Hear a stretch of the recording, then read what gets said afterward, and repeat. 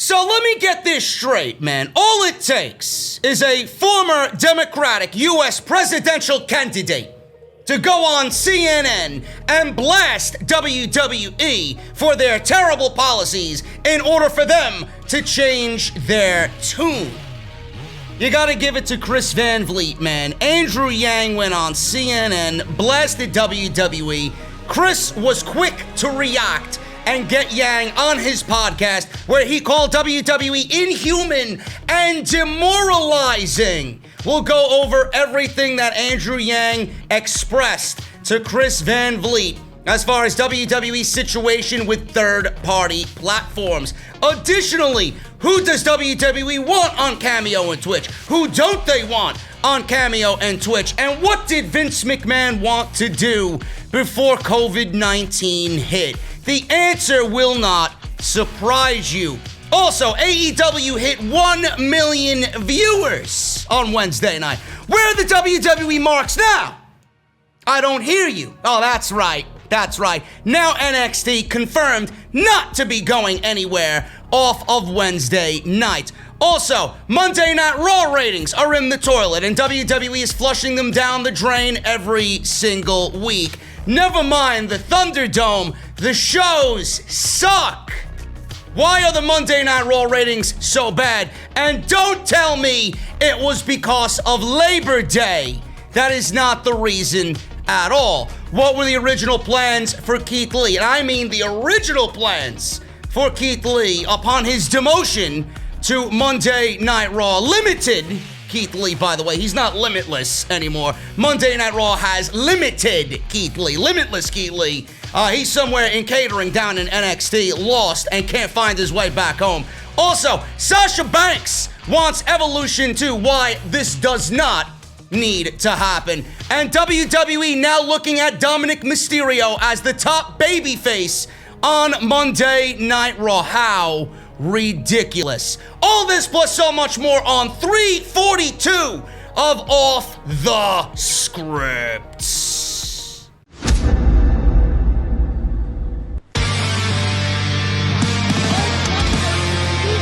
Delete this man.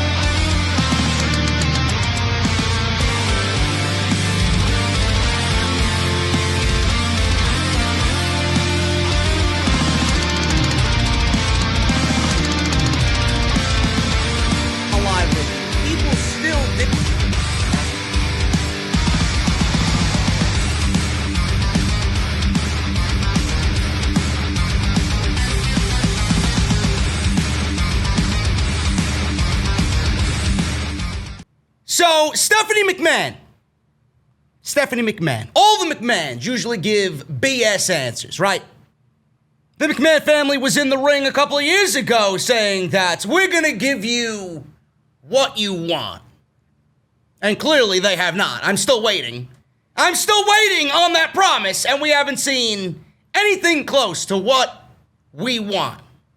Nothing at all. Stephanie McMahon talked about her father, Vince McMahon. She says that Vince listens to the fans. He listens to the live audience. He listens to social media. Stephanie was asked,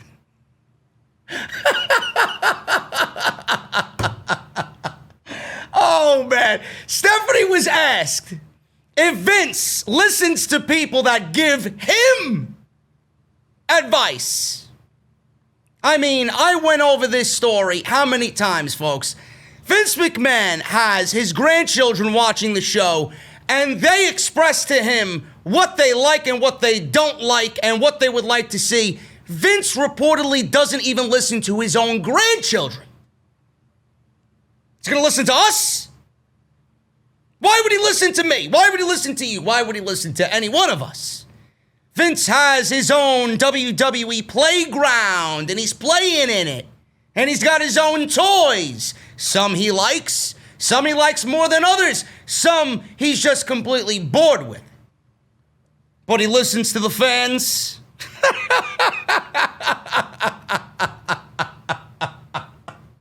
Oh, man. I heard some funny funny shit, bro. I heard some funny shit. Listen to this, man.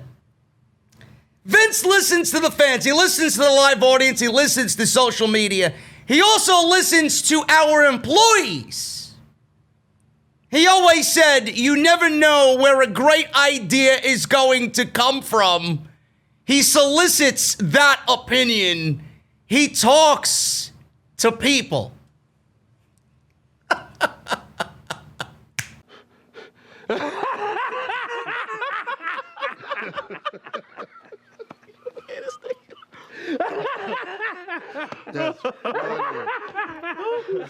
Unbelievable, man. There are some stupid things being said out there across podcasts and on social media. That has to be amongst the dumbest I have ever heard, the most ridiculous I have ever heard, man. Maybe we should ask all of the creative writers in WWE if Vince McMahon listens to his employees. I guarantee you all 98 of them will say, no, we come to work every day and we waste our fucking time to write 5 hours of television only for Vince McMahon to rip up the scripts. And then we have no script going into the 9 o'clock hour on Monday night, and then everybody makes fun of us on social media. Unbelievable, man. The word jabroni has officially been added to the dictionary. The definition of jabroni now reads as follows. A jabroni is a stupid, foolish, or contemptible person, a loser. Or in the wrestling term, a wrestler whose purpose is to lose matches against headlining acts in order to build up the status and fame of the headliners. And that is now in the official dictionary on dictionary.com. That is as official as you can get. I would say Stephanie McMahon is a fucking jabroni. The entire McMahon family. Maybe Shane is a little, he's a little cooler. He's a little more of an acceptable McMahon. But I would say Vince and Stephanie McMahon, especially with that statement she put out there last week, she is absolutely a jabroni. Thank you guys so very much for joining me on the podcast, man. It is episode 342 of Off the Script. We got a lot to go over, and I want to thank you guys so very much for joining me here on the show. It's been a busy week, man. There is only going to be a Saturday show today because I've been tinkering with the format of what I've been doing, and I want to go over it a little with you guys here today. I am trying to incorporate the live streams into the overall format of what I do. I think we could always enhance that, and we will over time, no question. That's the one thing on my mind now that I'm going to enhance. So all of your support on the show is absolutely going to better the show in the long run. But I want to get the live streams up to a point where they're just picture perfect. I want to get them up to a point where they are the best in the community, and I can't do it without you guys. So we've been doing more live streams, and I've been doing Monday Night Raw news with Monday Night Raw. I've been doing SmackDown news with SmackDown. I've been doing AEW news with AEW and NXT news with NXT. So I think that's the way to go about it. And then I save the biggest stories for the weekend because it is very stressful to sit here on top of everything else that I do during the week, including the extras that I do that are somewhat time-consuming as well. I want to save the bigger stories for the podcast on the weekend. And the original format where I used to do part 1, part 2, part 3, and it was all collectively one big show, I want to try and get away from that. I really do. So if you guys are loving the new format and the one show a weekend with the Monday Night Raw, SmackDown, NXT, and AEW news all on those shows, let me know what you guys think about that down below in the comment section. But the priority on the channel is to get the live streams up to where they are absolutely at the top of the IWC, and we will be getting there sooner rather than later. So thank you guys for all the support. We got a lot to go over. Quickly, let me run through my typical bullshit here, man. Follow me on Twitter at JD from NY206. That's on Twitter and Instagram. Hit that subscribe button down below. Turn on that bell for all notifications. If you guys wish to support the podcast, there are a couple of ways to do that. Number one, Patreon.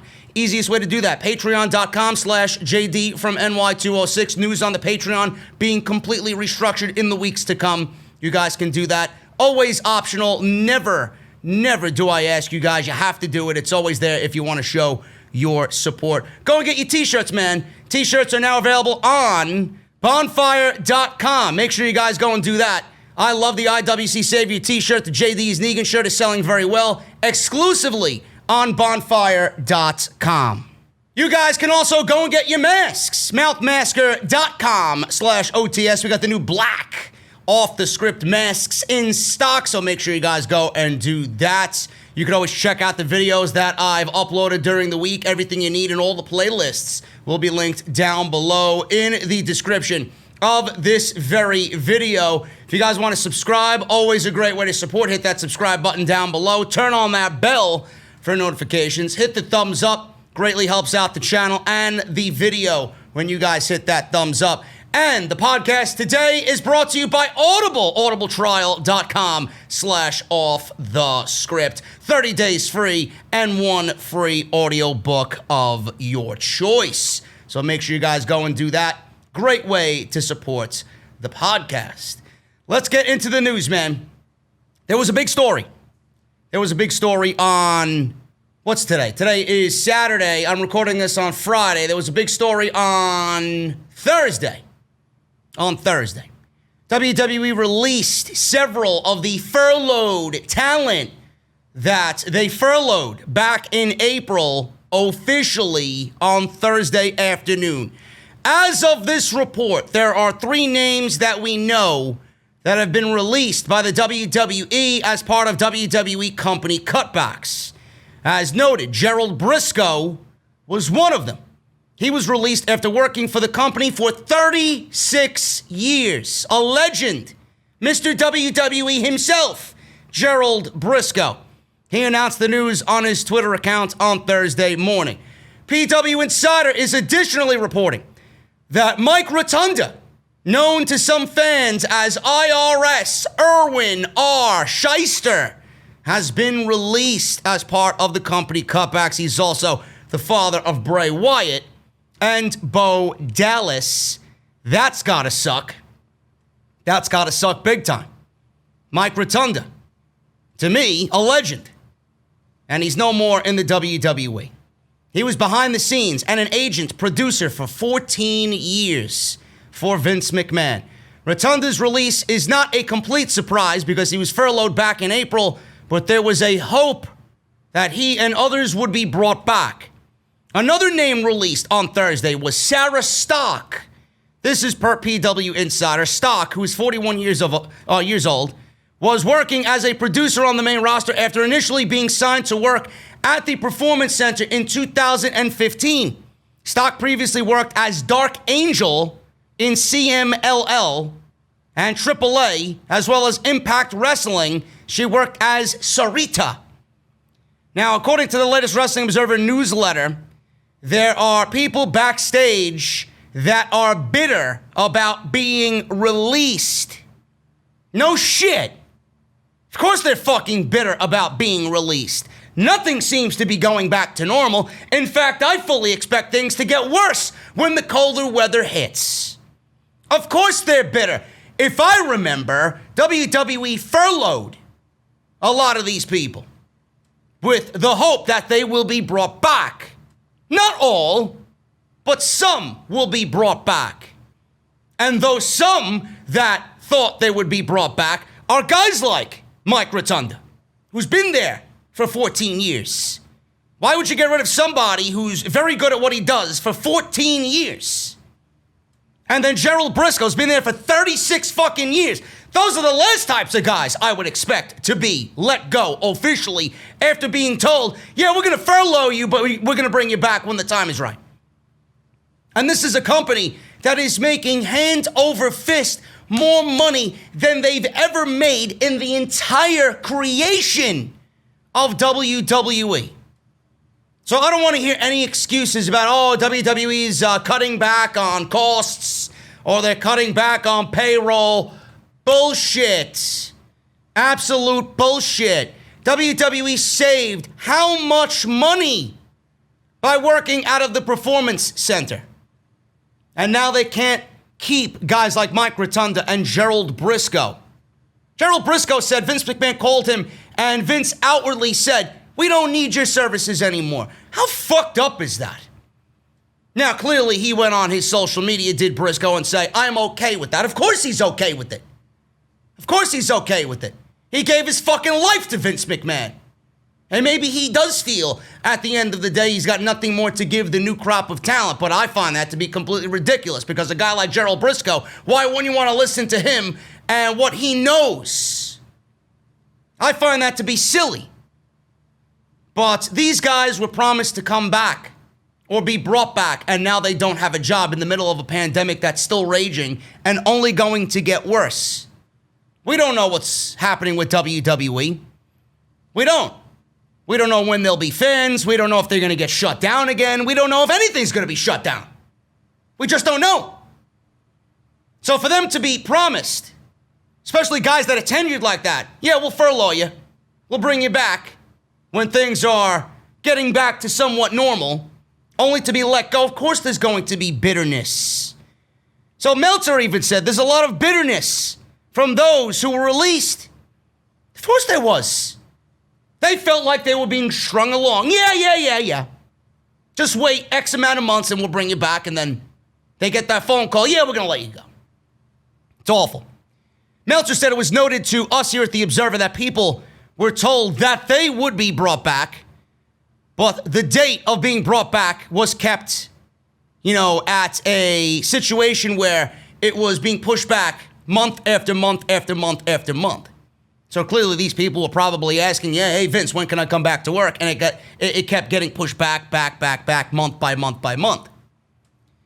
So in this time, like I said, record profits in quarter two and the big contract hire of a new president in Nick Khan.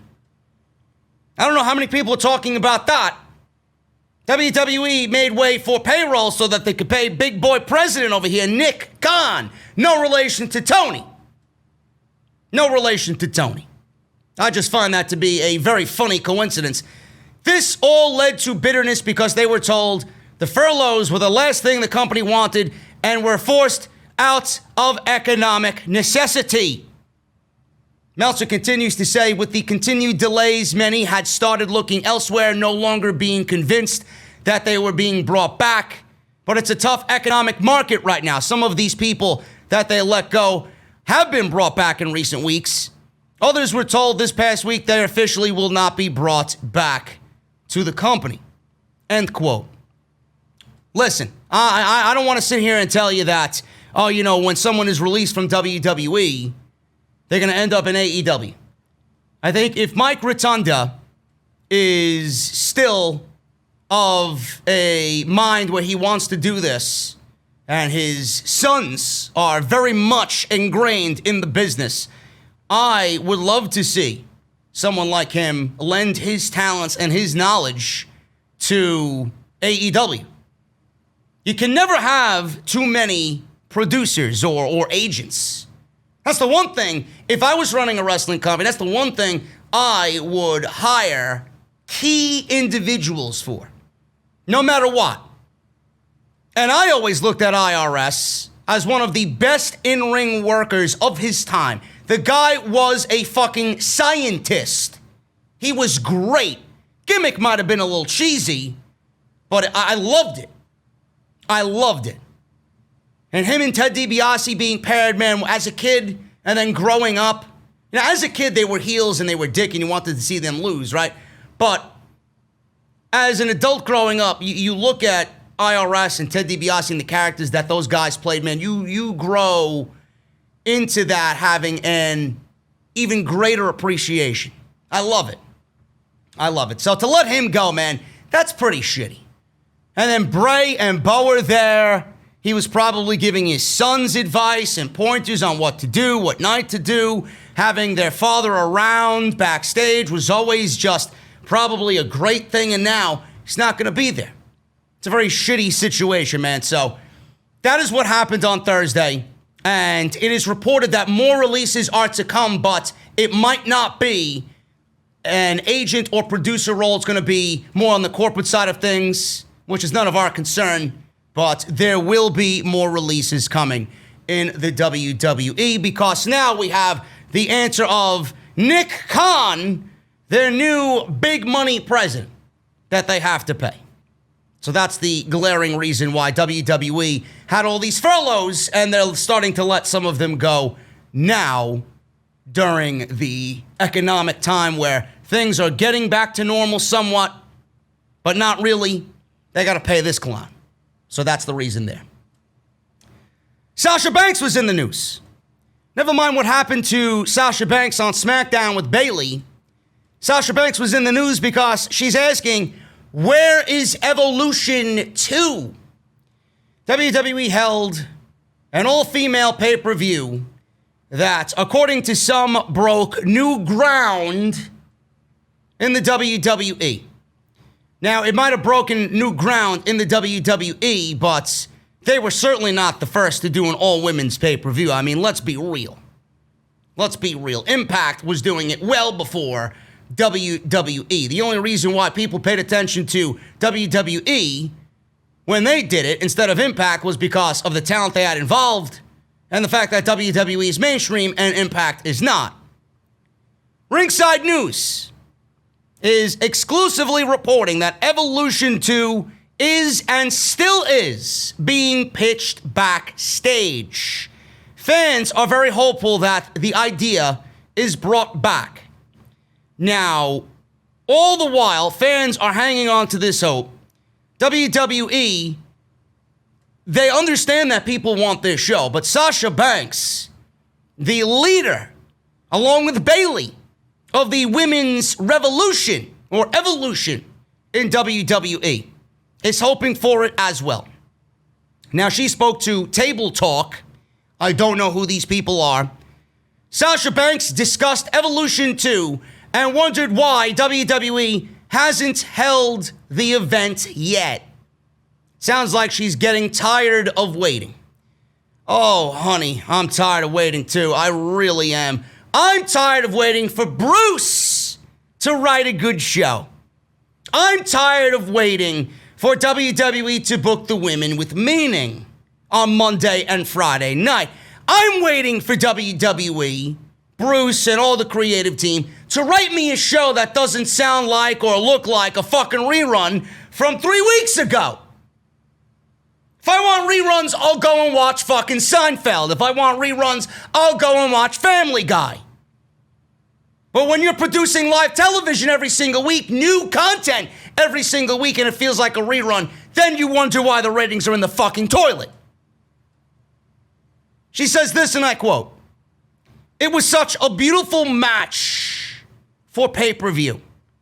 Again, I never dreamed that would happen because you would never dream of women main eventing anything. But for all those women coming together from the past, the present, and the future, it was such an inspiring and incredible pay-per-view that I'm like, where is number 2? Where is Evolution number 2? We've been waiting for it, and I know the fans want it. I'm dying for it. Because you also saw a lot of matches that you would never see before. And I think that's really awesome to see, especially as the women's division keeps on growing." End quote. Folks, I don't want to sound like a broken record. I don't want to sound or look like Monday Night Raw. But I think most of you can agree with me that everybody, and I love Sasha. I respect the shit out of that woman. I really do. But I think all the fans, I'm talking about the fans in particular, I think all the fans who are dying for Evolution, I think all the fans that are waiting with bated breath and holding out hope, they're praying to the Alexa Bliss gods, right? I think all those people are fucking mind-numbingly dumb. They don't know any better. They follow a trend. They follow an agenda because one person speaks about it on social media. They all jump on the hype train. It's not what we do here. It's not what we do here. It's not what I will ever do here. It needs to make sense. The entire concept, the entire show, the entire build needs to make sense. WWE is going to be building a pay-per-view with women. An entire show filled with women's matches. And you're going to do that on what time? You're going to do that on a 3-hour Monday Night Raw where maybe you get 2 segments, maybe 2 segments on a Monday night. Are you going to dedicate several segments to Monday Night Raw to build this pay-per-view? Or maybe you should do what I recommended you do, and that is put together, because WWE has the most stacked up and down from NXT all the way up or down to the main roster. They got the most stacked, and NXT UK, the most stacked women's roster in the world. And then with the option of possibly bringing in a Tessa Blanchard. Because you know WWE wants that if there's going to be an Evolution 2. They might hold out for this show just to bring her on in. Because that's going to generate major headlines. WWE needs to book it like I told them to book it. Make it a dream match situation. This is pretty much fantasy warfare. There should be no build. There should be... Actually, I'm lying. There should be some build. Get me excited about making the match and then, give these women some TV time where they don't need to be the primary reason for television.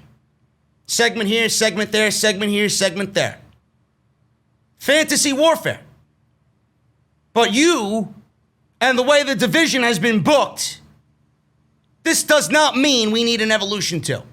There's no possible conceivable way you can take what you've seen on Monday and Friday night and make an Evolution 2 out of it. The rosters are terrible. The way WWE's booked these rosters is awful. There's no depth. There's no interest. So why are you going to do that and then expect me to care about Evolution 2? It needs to be a fantasy warfare. You need to book fantasy matches as if you're making a card in a video game of sorts. That's what needs to be. Anything else I have absolutely no interest in. And the only reason why Evolution 1 happened was because Ronda Rousey was there.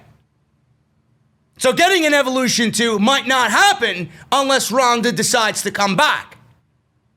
I don't see WWE pushing any of their current female stars to headline that show.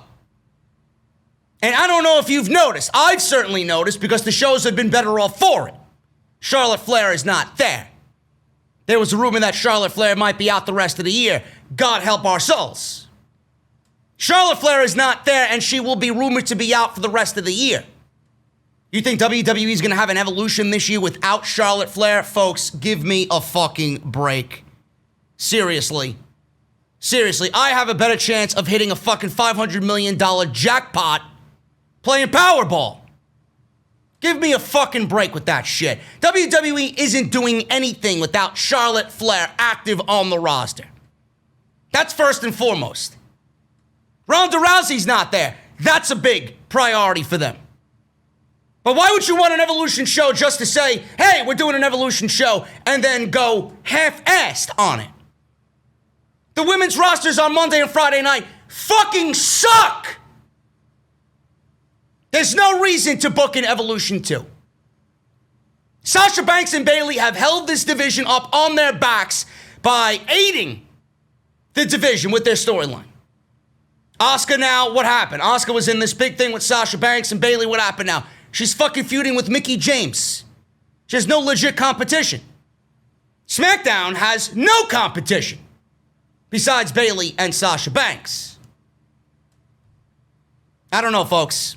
Where is Evolution 2? Exactly where it needs to be. On ice. Unless they do what I said, I don't give a fuck about an Evolution 2, because at that point, you're clearly pushing an agenda. An agenda that I don't really give a shit about. We've already gotten the women's agenda out. They WrestleMania'd their way to a main event. Simple. They got their own show. Simple. That's it. How much more do you want? They got their own Royal Rumble? Enough! If you want to do a Queen of the Ring, I'm down for that. Put another pay-per-view? You can even have a Queen of the Ring kind of lead into Evolution. That's an idea. Something needs to be, the focus of that show. And WWE doesn't have that focus right now, so good luck on getting that to happen. Andrew Yang calls WWE inhuman and demoralizing after their third-party fiasco. WWE told their superstars that they're not allowed to do business with third parties anymore. Twitch, OnlyFans, Cameo, YouTube, etc., etc. Lana was ousted for promoting Bang energy drink. Paige was ousted because she built all of her fame on Twitch through WWE's stage name that they gave her, Paige. So now she changed it to Saraya Official. So on and so forth. Now, this was a very gray situation. We got some more answers over the week, and I talked about it last week on the podcast when I did 341. It's not all that difficult to understand, folks.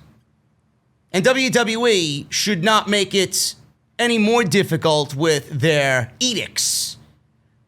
If these said superstars go out there and do YouTube and do Twitch or do Cameo, they can take their real name and go out there and do what they got to do to make money, especially in a pandemic where there's no live shows, there's no merchandise, there's no additional revenue coming on in for them. Plus, most of the roster was stuck home. What do you want them to do? They're actually working for you while they're working at home, meanwhile entertaining themselves all in the same breath. They're becoming closer with their fan base. That's great.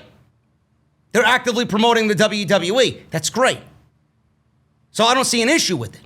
As long as you don't use your WWE given stage name, your real name is okay, as long as you're not using WWE's IP, their intellectual property.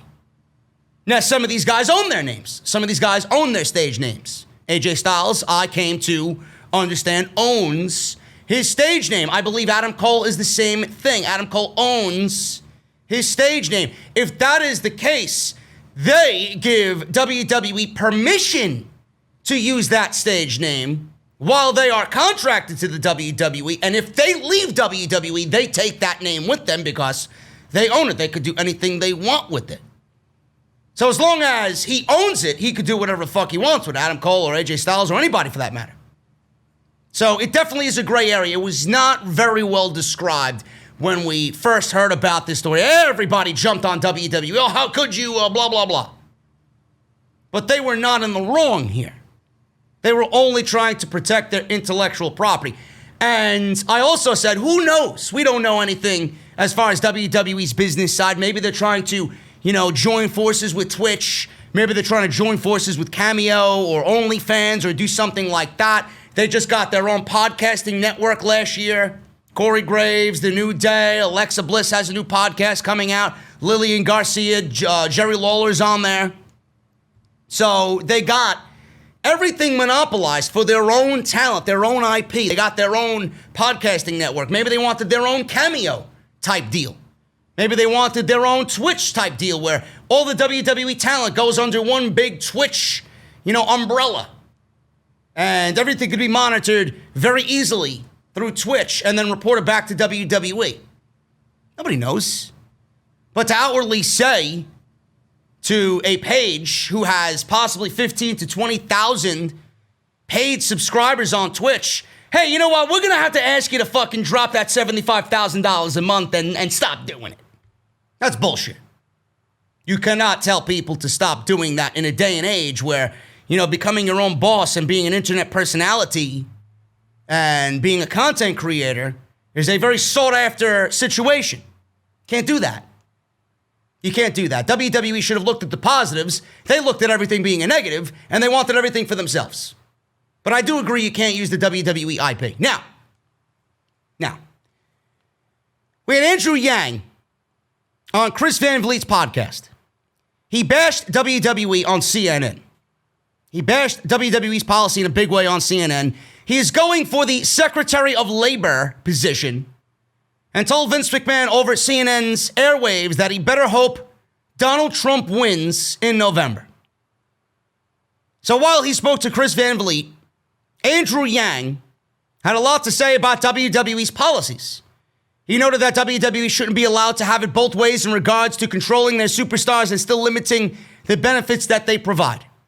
He says, and I quote, "It infuriated me because I know the WWE has been trying to play it both ways for years, where they're saying on one hand, can't do anything without our say, so we own you, but you're an independent contractor and we have nothing to do with your health, retirement, any of the benefits you'd get that would accrue to an employee. So to me, you have to make a choice at some point.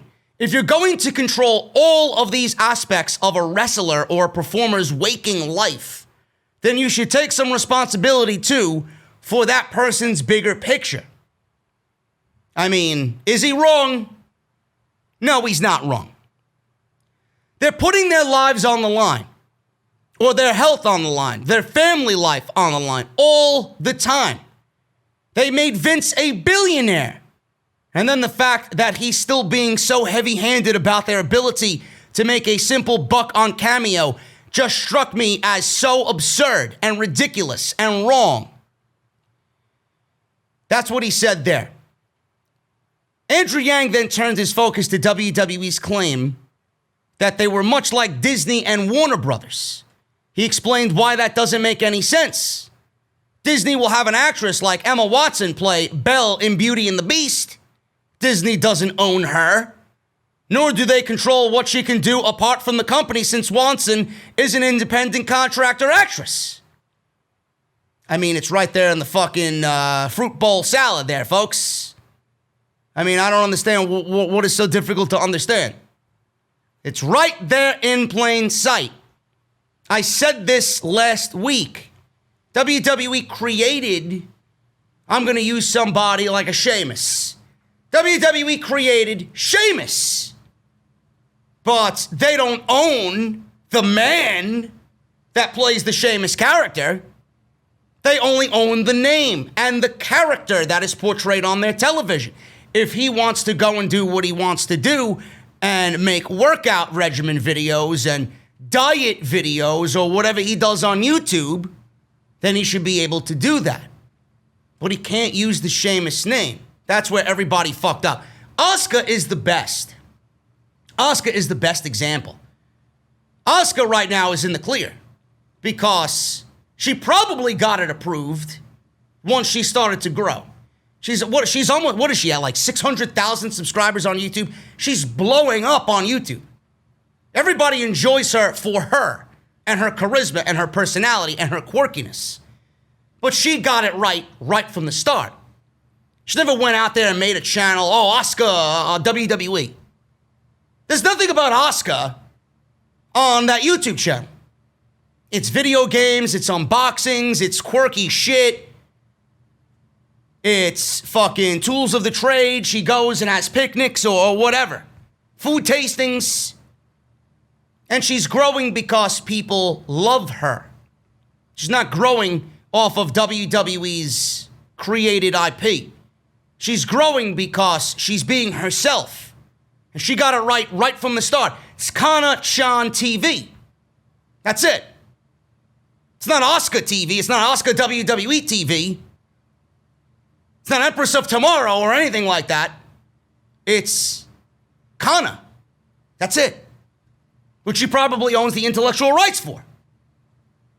So she got it right from the start. But he's right. Andrew Yang is right. WWE doesn't own the individuals behind these characters. Give me a break. WWE knows that. They put themselves in this situation, WWE, because they think they're the end-all, be-all. They created this to feel like you've made it, like they're the fucking Yankees of baseball or Yankees of wrestling, right? So So WWE's created this, and as a young person coming on in, what are you going to do? You're going to question WWE? You're going to read over the fucking contract, right? You're going to have somebody read it over for you. You want this to be your life. You want this to be your dream. You want a main event WrestleMania. You want to be the next Rock, the next Bret Hart, the next Stone Cold Steve Austin, right? So WWE suckers everybody in at a young age. They give you all these promises and these aspirations and these dreams and these fantasies, and most of which never come true. But that's how they get you. That's how they lure you in. So Andrew Yang is not wrong at all.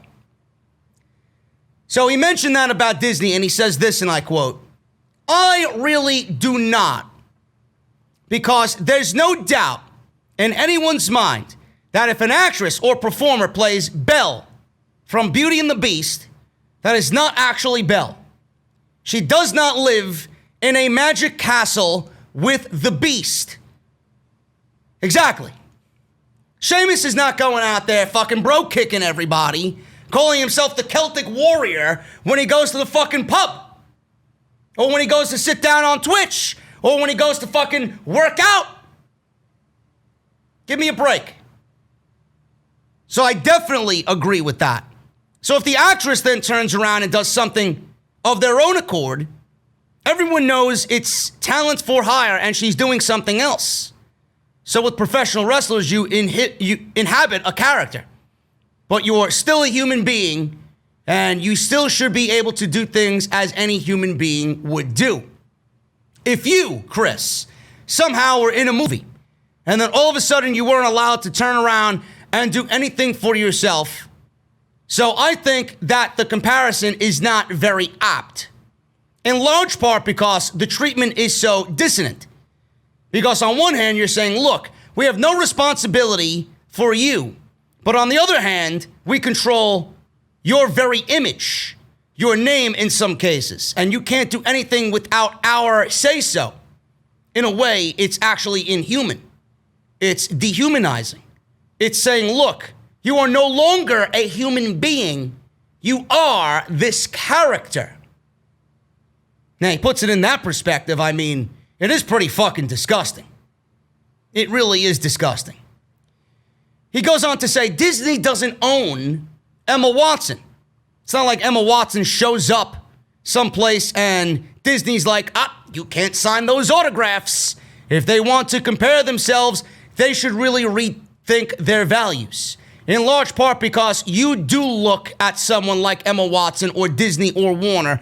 Guess what? They're members of the Screen Actors Guild, and they have tons of benefits. If you want to go in that direction, Vince, then you better completely change how you treat your workers, which is a legitimate way to go. And that would be one thing I would suggest. If you want to control their name and likeness, guess what? Then they should be a part of a union or professional association. They should have benefits up to their eyeballs. Then you could have a conversation with them about some of their activities. End quote. WWE has been steadfast in their claim that superstars are independent contractors, and that's likely something that will never change. They have also been challenged a time or two, but have continued in their previous policy that stems back to the days gone by when wrestlers had a country of territories they could travel between. It certainly hasn't aged well in 2020. It is very difficult to disagree with what Andrew Yang said. It all sounds very good. It all sounds like something he definitely wants to do if he does get that secretary position. But I don't think, and I think he's going to be working in the Biden campaign. He's going to be working with the Biden team. So he's hoping Biden gets elected, and that's something that he can accumulate for himself. But at the end of the day, I don't think Biden's winning the election. So Andrew Yang might be talking here to Chris Van Vliet about what he wants to do and what he wants to change and how he wants to talk to Vince McMahon about doing things like this. But at the end of the day, Trump more than likely will win the re-election, and we'll have 4 more years of Andrew Yang wishing he could change WWE's policies. So what good is it? It all sounds good. I just don't think it's going to be executed. WWE, after all this, is encouraging superstars to use social media to build their brands. Now, we all know, I mentioned the edict. You guys know the situation. Twitch, YouTube, Cameo, OnlyFans, whatever else there is, TikTok, Twitter, Instagram, whatever the case may be.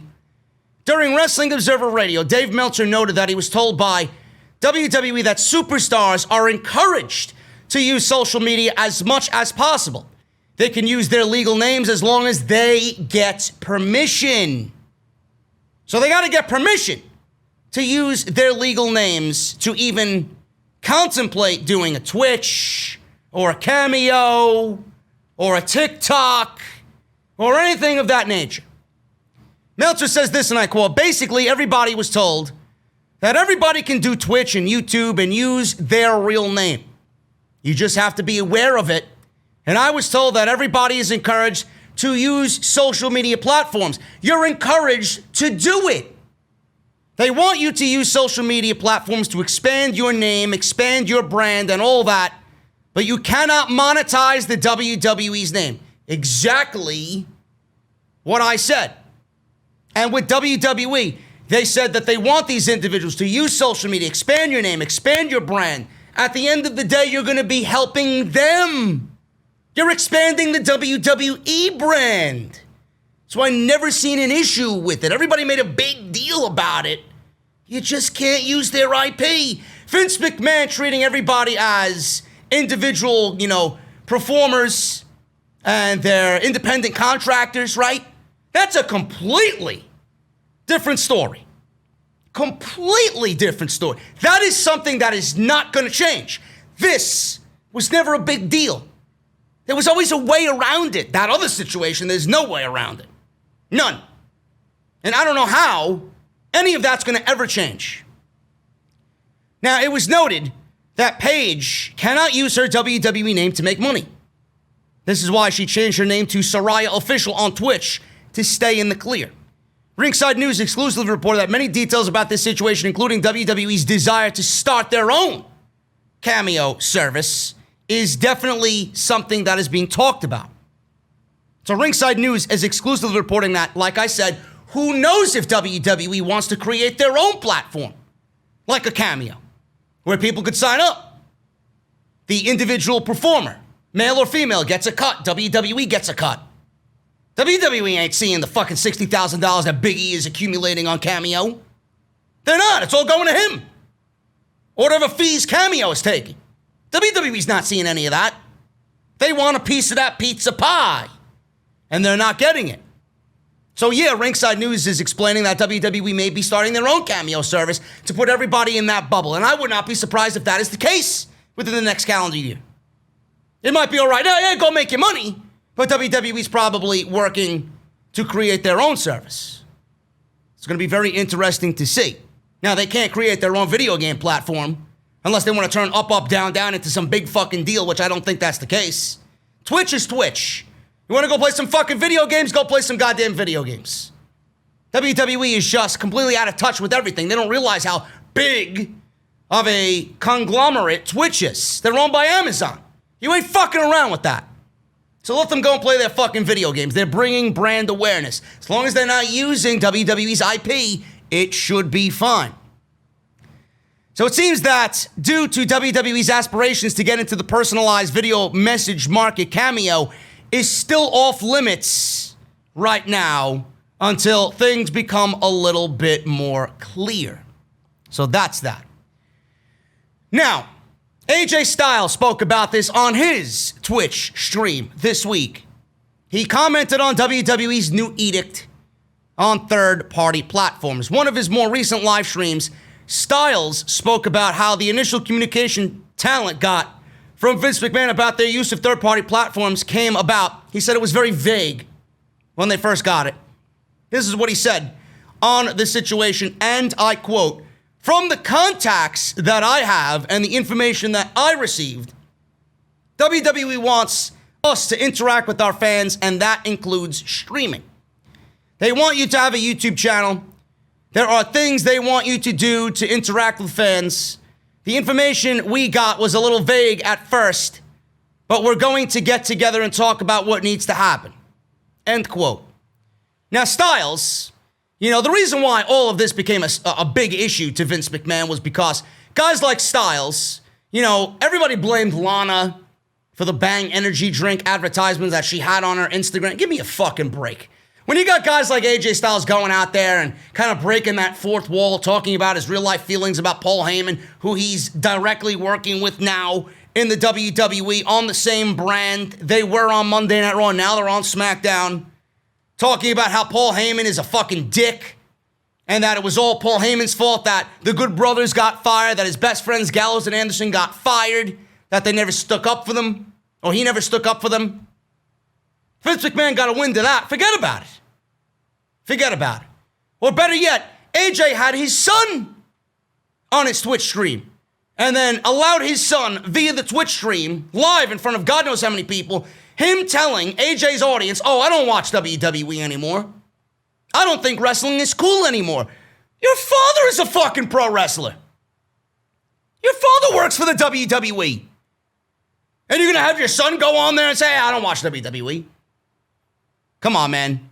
If I'm Vince McMahon and I catch wind of that and I see a clip of that, I'm throwing shit as well. So there are reasons that this shit happened. Those very reasons, things like that, are the reasons why WWE brought down immediately this edict for everybody. And things like that should be discussed when everybody gets together and discusses all this shit. This needs to be talked about. Absolutely.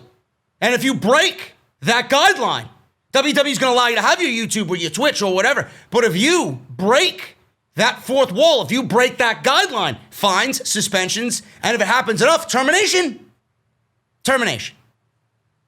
Styles then explained that he will be able to use Twitch moving forward. He also noted that WWE stars will still be able to post content onto YouTube, although other platforms may be banned. He says, and I quote, there were some things going on that we knew we couldn't do. We really knew. Times have changed and things have happened. There were no people in the arenas. It was a weird time and people were doing things that were kind of borderline on what we could or what we could not do. And those things will be answered. Streaming is not one of those things that is being taken away. Neither is YouTube. I'm sure there will be changes to other areas.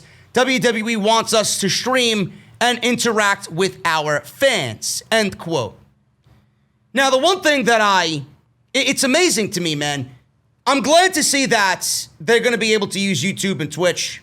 I wonder if WWE is going to allow these men and women to continue using Cameo. I'm not sure about that. But somebody else in NXT, Isaiah Swerve Scott, he's got the Swerve City podcast. He's had WWE talent on there. I'm sure they've asked permission to go on the podcast before. I'm sure this is something, it's important to him. He does it regularly. I'm sure when Swerve got to NXT, he told management there that he's got this podcast. He still wants to do it, blah, blah, blah. It may be something that turns into a WWE production. That's something that he's had before he got to the WWE. So I'm thinking about things like that. Is that going to be integrated into the new model that WWE comes up with? What happens if you are somebody that has just signed with the WWE, he's been there for about a year, and has a Twitch, and has this and that, and a podcast? What's going to happen to those people? That's the most interesting thing about it all. That's the most curious thing about all of this that I want to know about. Because I thought about that the other day. I'm like, doesn't Swerve have his own podcast? I've seen Aleister Black and Zelina and Shotzi on there, I believe. So it's going to be something that I'm going to continue to follow because it's a big situation. It's a big situation. Everybody right now is just waiting to see what WWE does as far as what is allowed and what is not allowed. So various reports have suggested that WWE told talent that they don't only own their wrestling names, but they own their real names, their whole name, while under contract with the company. Bullshit. During his stream, the former WWE IC champion, the Phenomenal One, clarified this. And he says, and I quote, "As I said before, let me let you guys know I own my own name. That's how I've been able to use it no matter where I've been. I've given permission to WWE to use it as long as I am with them. Therefore, it is their property as long as I am under contract. WWE wants us to interact with you, the fans. So as far as I know, I can continue using my name for the stream, but it doesn't matter to me. I can be whatever. I can be Alan Jones. I could be Styles Clash. Whatever. It's not a big deal to me." End quote. So Zelina Vega, Mia Yim, Paige, Xavier Woods, AJ Styles, Tyler Breeze, Cesaro, Mike Rome, and everybody else that I did not mention here are on Twitch. They're all on Twitch. And they're all having fun doing Twitch. They just can't use their WWE IP given name. If you're like Styles and you own your name before you sign with the WWE, that's on you to discuss that with them. That shouldn't be an issue. But if WWE created you a name and you go out there and make money on that name on Twitch without letting WWE know, it's not right. It's not right. And then you wonder why everybody had the hammer come down on them. It's very, very, very simple, folks. Very simple. I don't know what is so difficult for all these geeks in the community to grasp. It's very simple. WWE is banning certain superstars from third-party platforms. Now, WWE told their superstars that they are no longer permitted to use third-party deals or accept third-party deals. The Observer reports that superstars will have to ask company permission prior to starting a third-party page like Cameo or OnlyFans. They're allowed to do so by using their real name, but there are also a variety of factors which could prohibit them from doing so. A variety of factors, folks. There's only one factor here, because we just laid it out for you. It should not be a big deal. But the one caveat is WWE requests that you ask them for permission. That's the big caveat here. You could do it. You could do it, but we have every given right to tell you no. Regarding if talent was to get an endorsement deal or have a way to earn money on platforms like Cameo or OnlyFans, are they allowed to do it using their real name? Yes. The reaction was that there are a variety of factors in play, including agreements in place and how activations are branded or promoted on multiple platforms. The matter will be determined through specifics and communication. In other words, it seems like things are on a case-by-case basis. So, folks, what this in simpler terms means is if WWE doesn't like you, this is just like booking Monday Night Raw and SmackDown Live. Or Friday Night SmackDown. I wish SmackDown Live. Monday Night Raw and Friday Night SmackDown. This is like booking the Monday and Friday night shows. This is like giving somebody an opportunity on TV. WWE is going to use this and make it like creative. If they don't like you, if they have no plans for you, if you've done something wrong and you're on their shit list, you're not going to be pushed onto a Cameo or an OnlyFans, or you're not going to be allowed to have a Twitch or a YouTube. If they don't like you, for whatever reason, they could just say, hey, we don't want you to have one, and give you no reason. It's going to be just like getting opportunity on TV.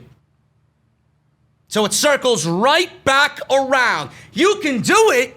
We're going to tell all the publications that we allow our superstars to go out there and promote themselves on social media. We encourage it.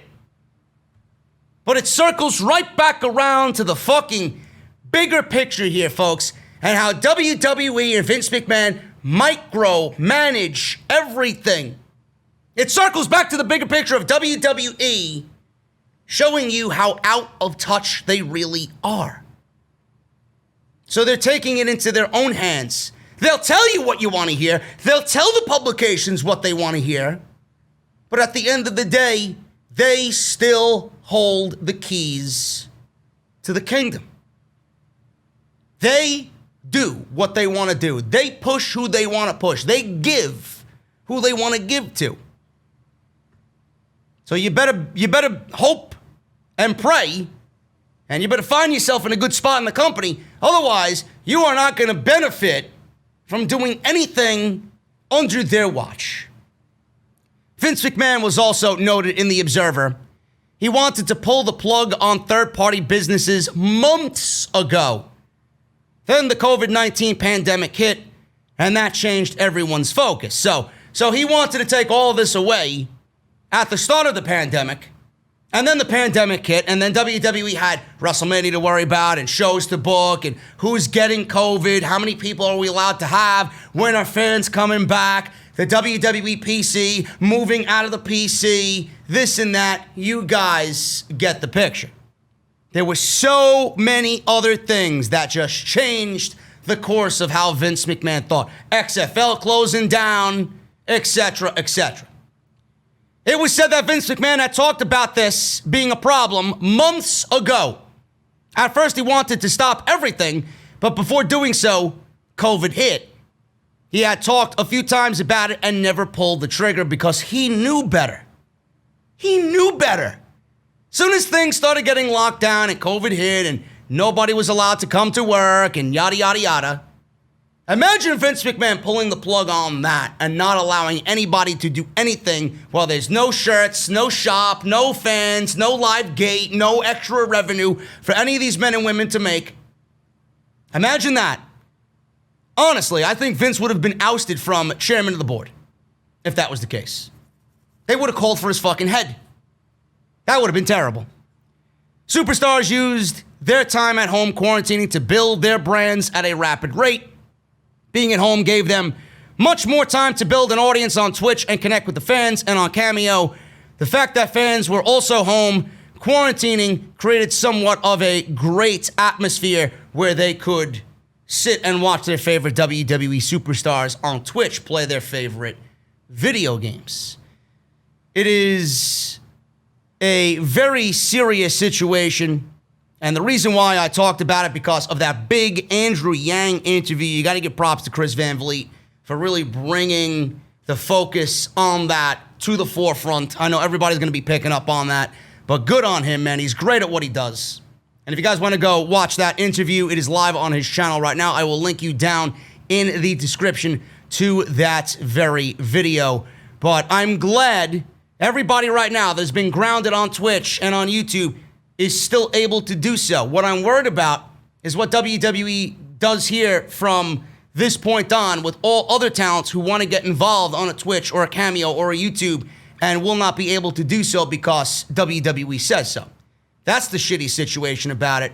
And again, it really just opens up a glaring issue that we all know is a glaring issue and has been a glaring issue for years.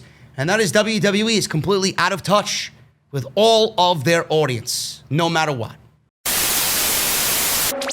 Once again, guys, I'd like to thank Audible for sponsoring the podcast. 30 days free and one free audiobook of your choice with over 200,000 choices to choose from, a lot of which are wrestling related. audibletrial.com/offthescript. And I want to thank them for being such a great friend and a great partner right here on OTS. Dave LaGreca of Busted Open Radio. You guys might know the name. I know I don't listen to them. I don't know if you guys listen to them. There's too much shilling going on over there. So if you guys want the real thing, you come here. Dave LaGreca is one of the hosts with Bully Ray on Busted Open Radio. And he was on the air on Tuesday, and he explained what it's like to be a part of the WWE Thunderdome. Now, I got into the Thunderdome. I got in, I believe it was for the first Monday Night Raw. And I was there. Took me a while to get in. It's never the time that they email you, by the way. You're going to be sitting there for at least an hour. Clicking refresh, hoping to get in. You get in there. And then you got some geek. It might be Mike Rome, or it might be Tom Phillips, or it might be some fucking studio hand backstage. You don't know. On any given day, it could be anybody. But I had somebody that I did not recognize their voice, was probably just some generic clown. And I know by sitting there and while I was waiting during the commercial breaks, they'd cue you in on when they were coming back to the show. And they told you, and there's no reason for me to lie, folks. I don't lie to you here. I don't lie to you here. Some other people will lie to you. They lie every fucking day to their fan base. Oh, it's good, but it sucks. Oh, it's a good show. It's a good segment. But it sucks. You guys get those geeks in the community, right? There's no reason for me to lie to you here. I was there, and they told us who to cheer for, and they told us who to boo. Let me see those thumbs down for, it could be anybody. Who the fuck's on Monday Night Raw and a heel? Let me see those thumbs down for Seth Rollins. Let me see those thumbs down for Bayley and Sasha Banks. Meanwhile, I'm over there doing this, and I'm fucking doing the thumbs up, right? I wasn't on TV or anything, but I'm hoping somebody fucking kicks me out for just being genuine. Let me see those applauses for Apollo Crews, right? All that shit. You guys get the point. They were telling you who to boo and who to cheer, okay? There's no reason for me to lie to you at all. So, Dave LaGreca, he got into the Thunderdome on Friday night, and he talked about his experience. He says, and I quote, about 5 minutes before 205 Live starts, they kind of give you the lowdown. Now, granted, by the way, this is 205 Live. This is not SmackDown, it's not Raw, it's not a pay-per-view. It's 205 Live he got in. I don't know who the fuck wants to be part of the Thunderdome for 205 Live. But to each his own. They kind of give you the lowdown. They say, try not to use any signs unless it's show-related. We don't want any vulgar, obscene gestures or anything like that. You know, common sense. Common sense. Not to the geeks that want their 15 minutes of fucking fame, though, but you guys get that.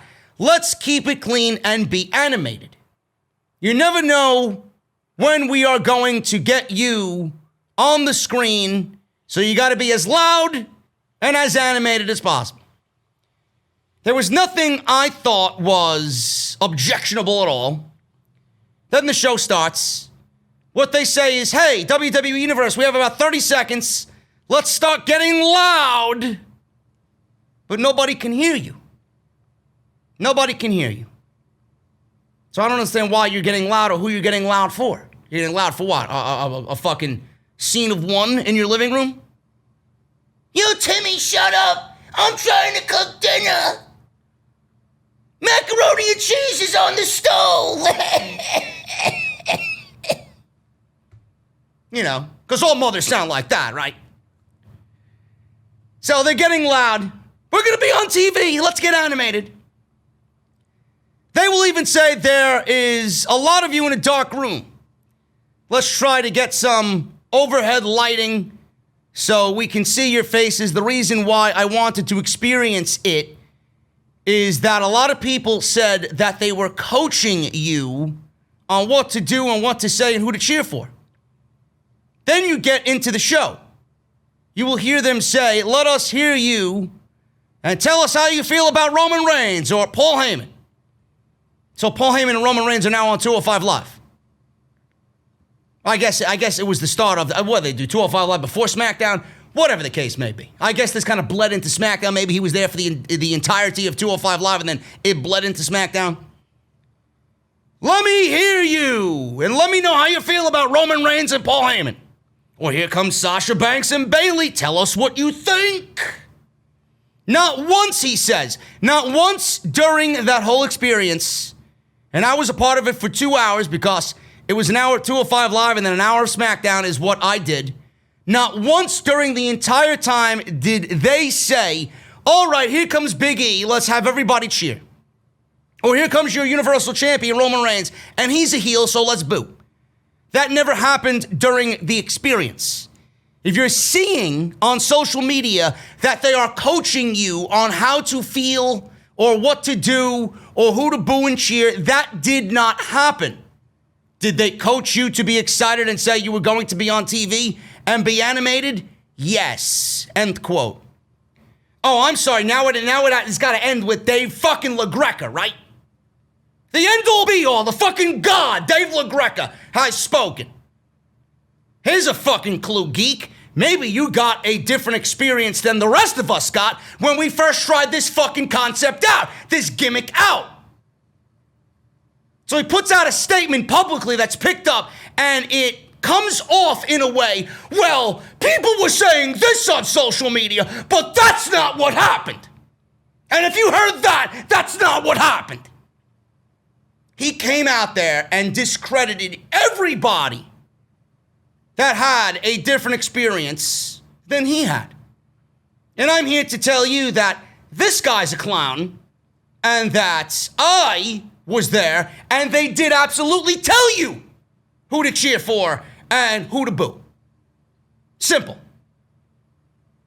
Nothing behind it, no agenda at all. The only agenda I see is Dave LaGreca. Because WWE's got to be pristine and it's got to look great because I shill WWE with WWE talent on my show. Give me a fucking break.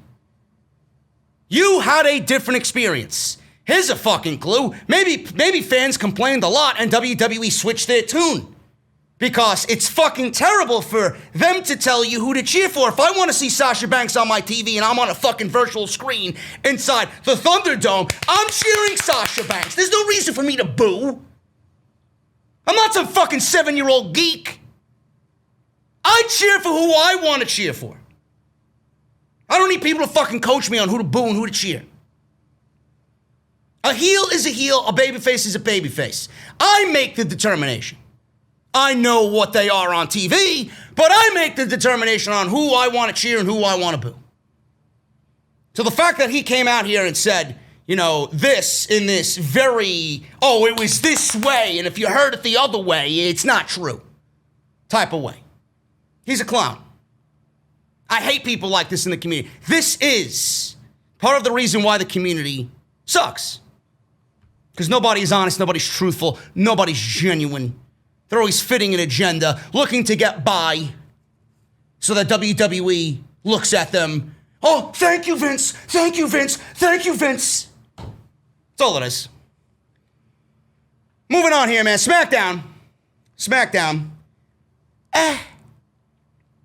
It was an show on Friday. Roman Reigns and Paul Heyman spoke. We got Sasha Banks and Bayley breaking up. And then we got Jey Uso becoming the number one contender for the Universal Championship. I'll give it time. I want to see where they go with it. It just exploits a bigger issue for WWE, which I talked about on Friday's live stream. And that is WWE doesn't like pushing new talent. The fact that they are stuck with Jey Uso right now and putting Jey Uso in a role when he's had no TV time except for fucking moderating a goddamn karaoke segment. I guess that karaoke segment was enough to get him a Universal title match. Give me a break. That was SmackDown on Friday. Friday's post-payback live edition of SmackDown, featuring all that I just mentioned, drew an average of 2.129 million viewers on Fox. The final number is up from the overnight viewership that was released on Saturday morning. That was an average of 2.066 million viewers. This number is down 0.7% from last week's final SmackDown viewership of 2.144 million viewers for the post-SummerSlam and Payback Go-Home show. Friday's SmackDown drew an average of 0.6 in the key 18 to 49 demographic. SmackDown was It was not as great as people made it out to be. Roman Reigns still looks like Roman Reigns of old. They need to slightly alter his look. They have yet to do so. But he's a heel. He's a heel because he's with Paul Heyman. So make him look the heel now. Other than that, you're not committing to the overall heel run of Roman Reigns, which makes me believe that you're only in it half-assed and that You're only doing it now to fit an agenda, only to get him back to being a babyface. And if that's the case, why don't you enjoy it for while you have it? WWE made Roman Reigns into a heel because they can, not because they want. Remember that. Also, Sasha and Bayley, the attack, long overdue. I don't know why it didn't happen on the pay-per-view, which would have been the perfect situation for it to happen, but WWE thought otherwise. I mean, usually when they think otherwise, it's fucking terrible. Instead of going with the right situation, they usually end up going with the wrong situation. They broke up. Bayley beat Sasha Banks with a chair, and she attacked her at the end of their tag team title match against Nia Jax and Shayna Baszler. The attack was very weak. It really didn't do anything. It lacked intensity. It needed a live audience. I know we can't help that right now, but I just feel like it could have been done a lot better, really. And then the glimpse of the referee standing outside telling Bayley like he's waving her off. She's one woman. Get in the fucking ring and put a stop to it. Get in between them. He's out there waving her off, doing all these fucking things, jumping around like some geek. And all he needed to do was get in there, in between them, and stop it. Then all the referees want to come out after the attack. Where the fuck were they when Bayley was snapping on Sasha Banks? It doesn't make any sense, man. Things like that kind of make us look like idiots, like, and then we question it, and then we look like we're the ones that are complaining. Because people, oh, you're complaining, why don't you just enjoy it for what it is? You know? But there are obvious things that could have been done better. I thought it was a weak attack. Yes, it was coming, but it could have been done a lot better. Just like the Kairi Sane attack. When Bayley attacked Kairi Sane in the back, then Asuka runs out of the match and goes to help Kairi Sane. None of that made any sense. All of a sudden, you see the big screen, and you see Bayley attacking Kairi Sane. How did that get up there? Who flipped the switch? Why didn't Bayley drag the cameraman over in that spot and have him forced to film a beatdown of Kairi Sane? All of a sudden, the fucking picture-in-picture shows up during the match, and then Asuka leaves. Kairi Sane then blasts on social media, "Goodbye, WWE. Everybody made my dreams come true. I'm going to miss you all." 3 minutes after the fucking attack. After she got beat down by Bayley, 3 minutes after the attack, she posts her goodbye message on Monday Night Raw. So Asuka left the match to go save you because she thought you were in harm's way, and then you just go on social media 3 minutes later and post about your goodbyes, making Asuka look like a fucking idiot, and then making everybody who put the time and effort into that situation look like clowns. Great job there, Vince. Great job there, Bruce. Really micromanaged that one. SmackDown was And if you guys missed my SmackDown live stream from last night, go and check it out. Links are down below. Jey Uso's another situation, man. Jey Uso, I mentioned this on Friday. It exploits an even bigger issue in WWE.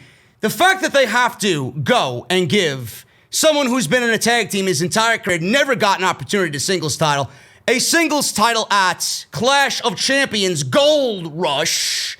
I wish they would rush to make me a good fucking show on Monday and Friday night. But Jey Uso getting a title match, it's intriguing because of the family ties between Roman and Jey Uso. That's the only thing I'm interested about. But other than that, the logistics of it don't make any sense. People are like, oh, well, it's a throwaway pay-per-view anyway. Clash of Champions is a throwaway pay-per-view. My God, man, I hope none of you run fucking businesses. I hope none of you run businesses. It's Monday, right? It could be Tuesday, Wednesday, Thursday. Oh, you know, it's just Tuesday. It doesn't matter. It's a throwaway day. We did a 0 day. That's all right. We sold nothing. It's a throwaway day. It'll be fine. We'll get them tomorrow.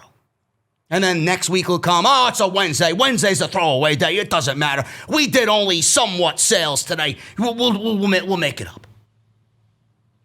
Nothing in any business, in any platform, in any way, shape, or form, anywhere in the world should be a throwaway day. Nothing. Nothing. If you're going to the gym 6 days a week and you use Sunday as a cheat day, then you're allowed a throwaway day. But if you're WWE creating fucking terrible television, that doesn't make sense, that's illogical, and it makes every one of your viewers look like a fucking idiot, you're not allowed to use the throwaway day excuse. You're putting on pay-per-view. You actually charge $65 for this shit in some markets. Throwaway day. Tell that to the fucking geek spending money on this shit.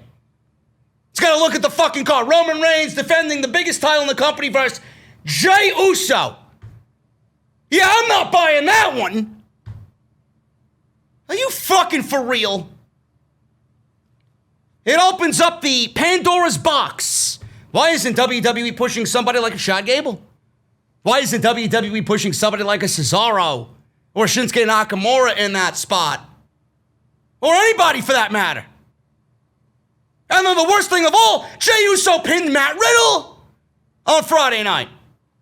He thought Matt Riddle was going to be immune to WWE creative. Give me a break, bro.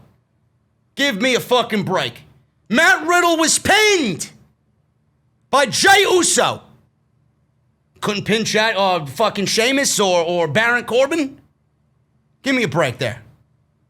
WWE is fucking mental. They just don't know.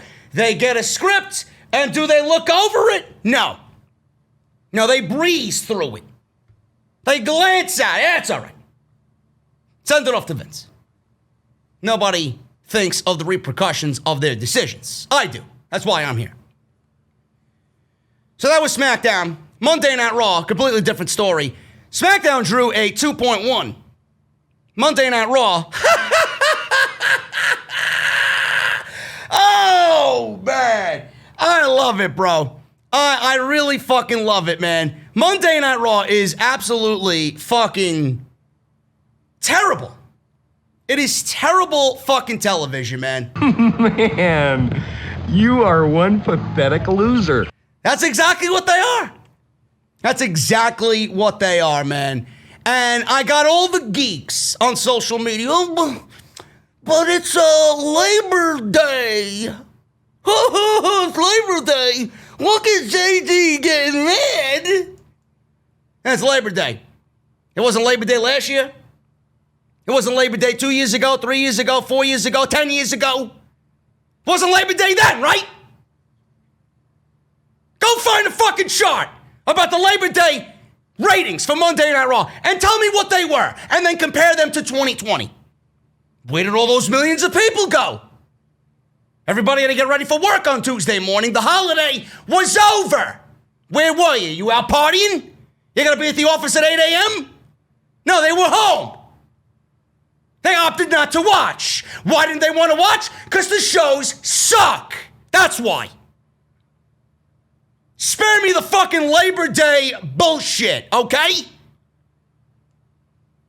According to Showbuzz Daily, the episode did 1.725 on USA Network. This is down 1.896 on last week's show. 1.896 million viewers just a week ago. They were down below 2 million quick. Whoa, oh man, that Thunderdome's really working out for you, right? JD is right again. What else is fucking new? Been telling you for fucking weeks, you could have produced good television inside the Performance Center, but you didn't want it because you wanted a full virtual interactive experience. You thought that was going to help the fucking show. Oh, look, they're in this big stadium. They're in this big building. We're looking at the geeks on the fucking screen, right? I don't give a shit if this fucking show is taking place in a crack den with fucking whoever sniffing shit off the fucking table. I don't give a fuck where this show takes place. It could take place in your fucking kitchen while your grandmother's cooking dinner. It doesn't matter. You could write compelling television no matter what. They just refuse to do so. The Thunderdome is nothing more than a gimmick. And that's exactly what it's proving to be with this rating. Oh, but it's Labor Day. Yeah, tell that to the fucking 15 other Labor Days that you fucking celebrated, you fucking clown. Labor Day my ass. The only thing that changed from Labor Day was the fact that I cooked fucking hamburgers instead of hot dogs. Fucking ridiculous. Maybe I had a steak. Maybe I had some fucking chicken, nicely glazed, some shish kebab. Maybe you want to grill some shrimp. Switch it up. Just like that. The Monday Night Raw ratings from Labor Day to Labor Day, they're losing millions, millions, and millions. Hour 1, last week. Let's go over last week's show, just to show you how fucking terrible this week's show was. Last week, 2.1, hour 1. 2.1 in hour 1, 1.882 in hour 2, and 1.703 in hour 3. This week, hour 1, 1.76, hour 2, 1.8, and hour 3, which has to be a new low or dangerously close to the old record. Might be a new record. I have no idea. 1.613 million in hour 3. So some of the matches that were featured on the card, Dominik Mysterio versus Buddy Murphy in the main event. That probably just offered no interest to anybody. We've seen it how many times? How many street fights does the kid gotta be in before people pick up the remote and change the fucking channel? We got the Riot Squad versus Shayna Baszler in a handicap match. Shayna Baszler get pinned. That really makes a lot of sense, right? That really makes a lot of sense. I mentioned this on the show. You got Shayna Baszler being rolled up by Liv Morgan, only for the Riot Squad to then go into a match right after with Nia Jax, and there's no outcome in that match. Retribution shows up, and they cut a promo about bleeding into the fucking annals of WWE or whatever the fuck Dominik Dijakovic was talking about. They're gonna rip out the root of WWE or whatever the fuck they were saying. But Nia Jax and Riot Squad had a no contest. But Shayna Baszler gets pinned. Here's a question, Bruce. I would love to find a fucking logical reason behind this. Why wasn't that a tag team match? Why wasn't the Riot Squad versus Shayna Baszler and Nia Jax a tag team match? And then you could have Retribution show up and cause a no contest after a decent back and forth between Babyface team, who I think is going to be the number 1 contender sooner rather than later, and the champions, only for Retribution to come out there and cut their promo and make it a no contest. Why must Shayna Baszler be pinned after everything that Sasha Banks and Bayley did to make her look like a beast? And I'm the one who complains. Right? Fucking ridiculous. Nobody looked that over on the fucking script. The Hurt Business was in 4 different segments. Ivar got hurt. Randy Orton versus Keith Lee again.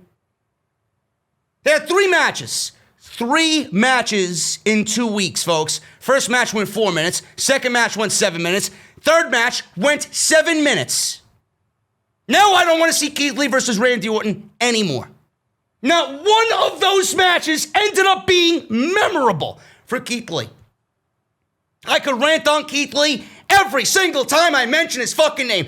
If you make a list of what not to do for a WWE debut, WWE broke all the rules. They broke all the fucking rules in night 1 with Keith Lee. Disappointing. Failure. And it's going to be something that I don't think he's going to be able to recover from. Seriously. Randy Orton and Keith Lee. Randy Orton punk kicked Drew McIntyre, sent him to the hospital. In an ambulance. Ambulance comes back on Monday Night Raw. We got Drew McIntyre giving 3 Claymore kicks to Randy Orton. So now it's Randy Orton's jaw versus Drew McIntyre's jaw. Great. That's top tier storytelling right there, folks. Top tier storytelling by my good old buddy Bruce. Monday Night Raw was the same fucking show that you seen last week, the week before that, the week before that, the week before that, the week before that, all pandemic long. Garza and Andrade have been feuding with the Street Profits since Monday night after WrestleMania. And you mean to tell me I don't have a right to complain? And you want to know why the show's ratings are fucking terrible? They deserve every bit of it. What are they going to do when Monday Night Football happens on Monday? Are we looking at a 1.3? Dynamite might be getting better ratings than Raw sooner rather than later. And then I'll laugh. I'll throw a fucking parade in the parking lot here and film it. You deserve it. It's what happens when you do nothing to make the show better. It's what happens when you put no effort into it. We give you no effort in watching. Fix it. The show sucks. All you have to do is listen to me on Monday night. I'll give you the fucking direction. You want the road to drive down? Give me the fucking keys. I'll get you there. Ivar. He was hurt. There's another tag team that's not going to be on TV. Man, oh man, the tag team division on Monday Night Raw. Man, they're allowed to have an injury, right?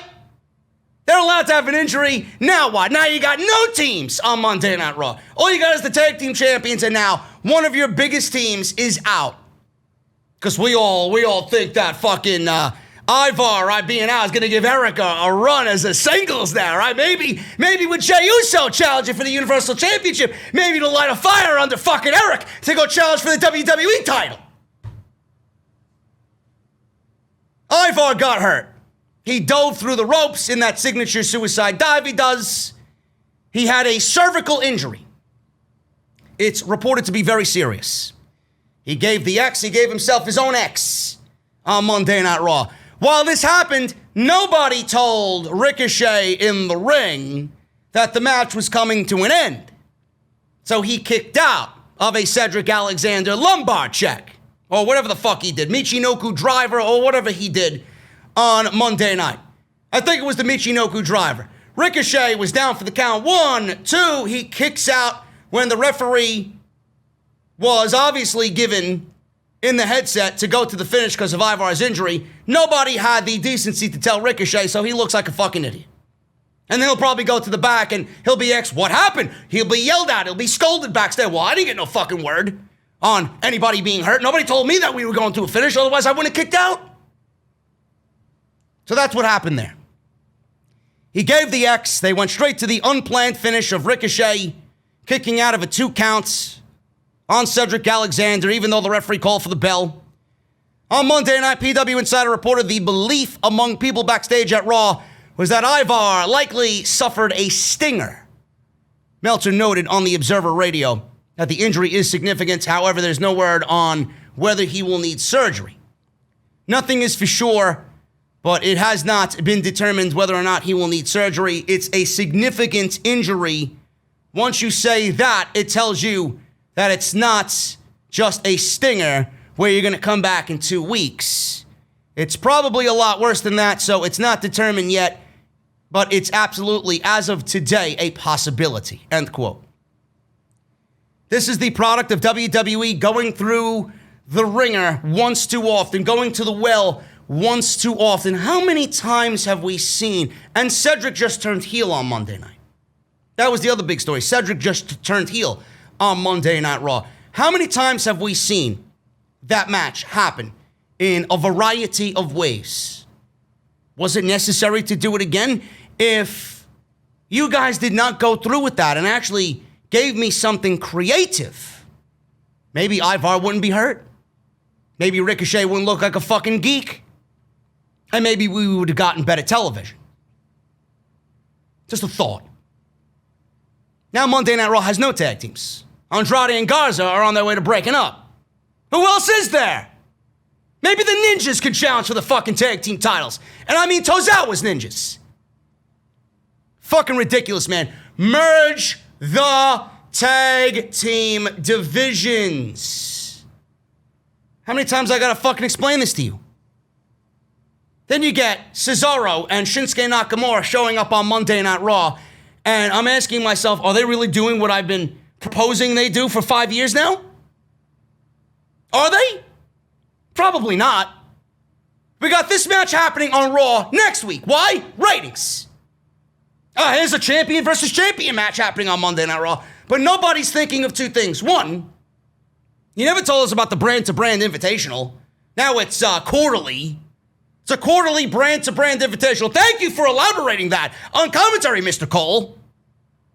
Fucking brand-to-brand invitational hasn't been mentioned not once since it was brought up months ago. Months ago. With Baron Corbin showing up on Monday Night Raw. Remember that? I don't. I don't want to remember any of that. Charlotte Flair showing up everywhere she wanted to be. Give me a break. WWE didn't mention anything about the brand-to-brand invitational. They're doing that match for ratings. All they need to do is merge the divisions. If this match does not lead to a unification match for the tag team titles, what is the fucking point? What is the point? We are in September. We have October and then November. Do you know what major pay-per-view happens in November? It's called the Survivor Series. Survivor Series has a gimmick of champion versus champion, brand versus brand, which also hasn't even been a thing talked about on commentary. Raw has an issue with SmackDown. SmackDown has an issue with Raw, only for the 4 weeks of build and Survivor Series, not the other 48 fucking weeks that there are in a year. If this match isn't a unification match, what is the fucking point? And why are you giving me the Survivor Series on a random edition of Monday Night Raw before Survivor Series? This should be a Survivor Series showdown. And now it's not. Because you're giving it away. Who are the Profits going to lose the tag team titles to going into the Survivor Series? There's no other teams. What are you going to do? I want to see them fucking write themselves out of this fucking conundrum. You can't. Unless you listen to JD, who's been the only one in the fucking community telling you what to do. And when you see it, man, oh man, I'm gonna stroke my fucking cock all over social media saying, I did that. You're welcome. And I know it's not gonna happen because why? It makes too much sense. WWE doing something logical? Yeah, right. Ivar, I wish him the best. He actually posted on social media that he will be back better than ever. Thank you for all the love and support. There you go. Ivar's hurt. Keith Lee. Don't get me started. Keith Lee was brought to Monday Night Raw, and he was put in this Randy Orton and Drew McIntyre situation. On night one, they proclaimed that, Keith Lee is great friends with Drew McIntyre. Oh, really? Really? So for week one, it was mentioned. Week 2, it wasn't mentioned. Week 3, it wasn't mentioned. And it will not be mentioned again. Keith Lee mentioned it on social media, but it wasn't mentioned on TV, where it matters most, right? It wasn't mentioned on TV. He mentioned it on social media or wherever he fucking mentioned it, but it wasn't mentioned by Michael Cole or whatever fucking Tom Michael Cole was on Monday night. It wasn't mentioned then. Or Joe or Byron. Nobody mentioned that. So they brought him up. They put him in this storyline. But what if I told you that was not the actual plan for Keith Lee once he got called up or demoted, is what I want to let you guys know it is. It's a demotion. It's not a call-up. He's not going from, good to better. He's going from decent to worse.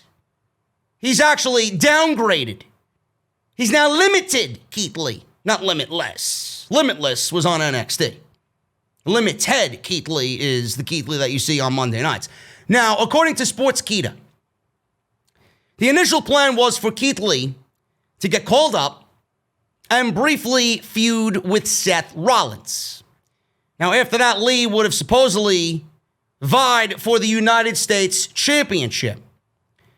Now, according to Sportskeeda, Rey Mysterio's torn tricep, which kept him out of action, and will keep him out of action for about a month and a half, 2 months tops, according to Meltzer, may have caused WWE to change up those plans. Sportskeeda suggested that Sportskeeda Lee, Keith Lee, not Lita, clown. Sportskeeda suggested that Lee could now enter a feud with the new United States champion Bobby Lashley, while Rollins and partner Murphy could challenge for the Raw Tag Team titles. It is believed the Rollins long-term feud with Rey and Dominik is now over. So let me get this straight. We have Buddy Murphy, who got his ass kicked by Dominik on Monday night in a street fight. The entire Mysterio family just tore him to shreds with kendo sticks. You want to book obvious losers here. in a tag team title situation. Not only that, are we really going to go back to Rollins feuding with the fucking Street Profits again for the tag team titles? Haven't we done that just a little bit too much during the year? Huh? Wasn't that the beginning of the fucking year and you're going back to that? Rollins and Murphy aren't even a fucking tag team. And you want to go back and do that all over again. After you just gave us Rollins and Murphy with Mysterio for how long? They lost, they got what was coming to them, and now you expect me to think that they deserve a tag team title match? With tag team champions that have feuded with the same fucking guys for 6 months now. On every show. You think that's logical? So you want to put the Street Profits in a feud with Rollins and Murphy after what you've just given us with Andrade and Garza? Man, what a year the Street Profits had, man. When people look back and say, oh, well, the Street Profits had a great reign. No, they didn't. The Street Profits' reign was fucking trash. What did they do? Who did they beat? How many teams have they beat? How many wins over different teams have they accumulated? Nothing. Absolutely nothing. They are looking like the biggest jokes you could possibly ever fucking laugh at as far as tag team champions. But that's WWE for you. That's WWE for you. We're not even talking about that. We're talking about Bobby Lashley versus Keith Lee for the United States Championship. Now, how does that make any sense? You mean to tell me that WWE put him in a World Championship title program, had him get a win over Randy Orton, and then you want to demote him to the fucking United States Championship after he had a solid win, a clean win over Randy Orton on his first major WWE pay-per-view. How does that look to somebody watching this show? He goes from the top and then he gets brought down. How is that going to be productive in terms of Keith Lee? If anything, that is counterproductive. WWE, they ejaculated within 10 seconds with Keith Lee. They busted their nut already, and now they're scrambling to go find something else for him to do. And that something else for him to do is apparently Bobby Lashley for the United States Championship. Now, I don't know if this is true. It's Sportskeeda at the end of the day, so please take it with a very small grain of salt. But if that's the fucking case, shouldn't that have been the first thing that he's done?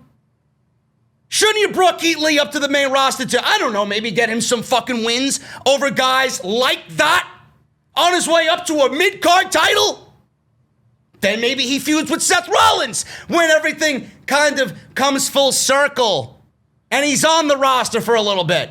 No, but you want to throw him into a major title program with Randy Orton, and then you want to drop him down fucking 5 or 6 rungs on the ladder, and then you expect anybody to care about Keith Lee. What people are going to look at is, man, oh man, this guy's already fallen after 1 month.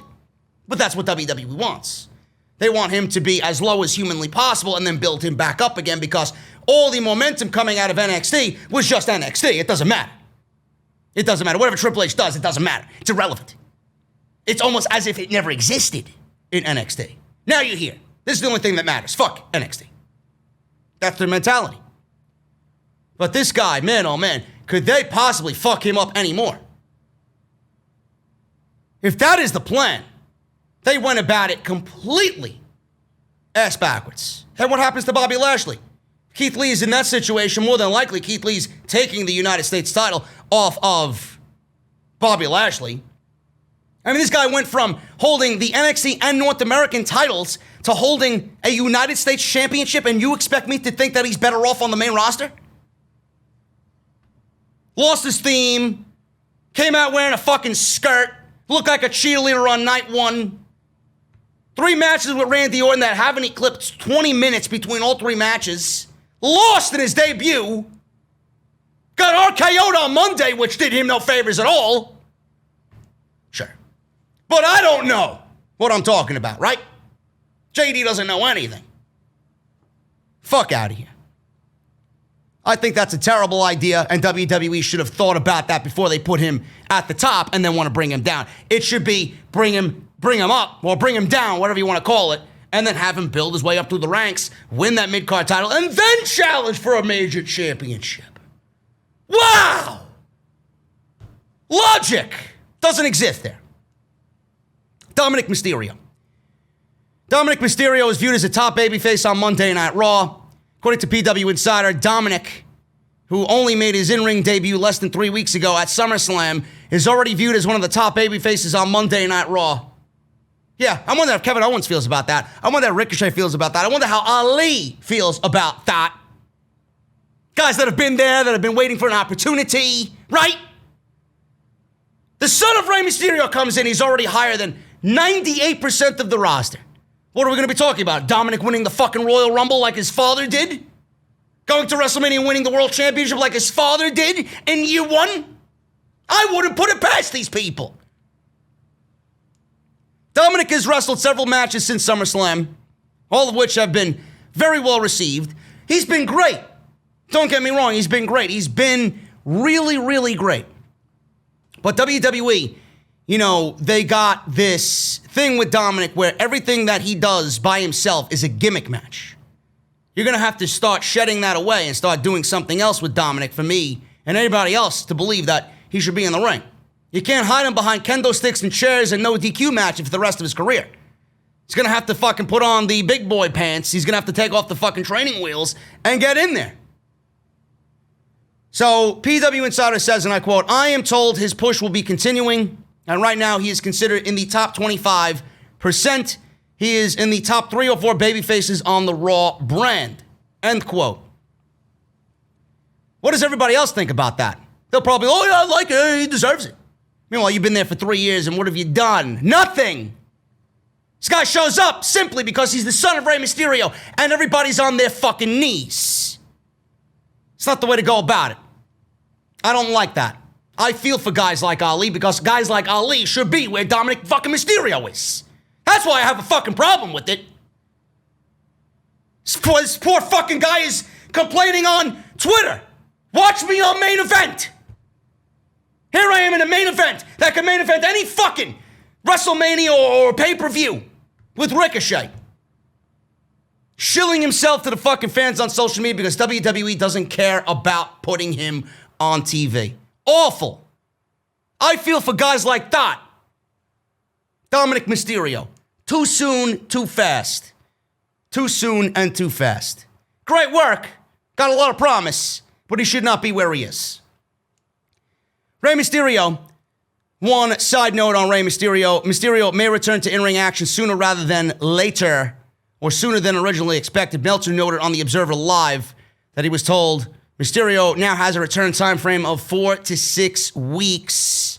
It's supposed to be, he says, the last I heard, which would have been last Wednesday or Thursday, they're looking at 4 to 6 weeks for Rey. It's a partial tear, and he will not require surgery. So good on Rey Mysterio. They could finally finish that thing up with Seth Rollins when he comes back. NXT viewership on Tuesday night for Super Tuesday 2. The ratings are in. NXT drew 838,000 live viewers, which is down from last week's 849,000 live viewers. Yeah, what a cliffhanger, right? What a cliffhanger. You thought you were doing good by getting people genuinely interested in, oh, look, a draw. Oh, look, a title match next week. This is great storytelling. It backfired. How many people did you drive away? Clearly, it did not generate the interest that you expected it to generate, which, again, proves me to be right. You should have done the 60-minute match with a winner, not prolong it because episodic television. You don't need to do that to create episodic television.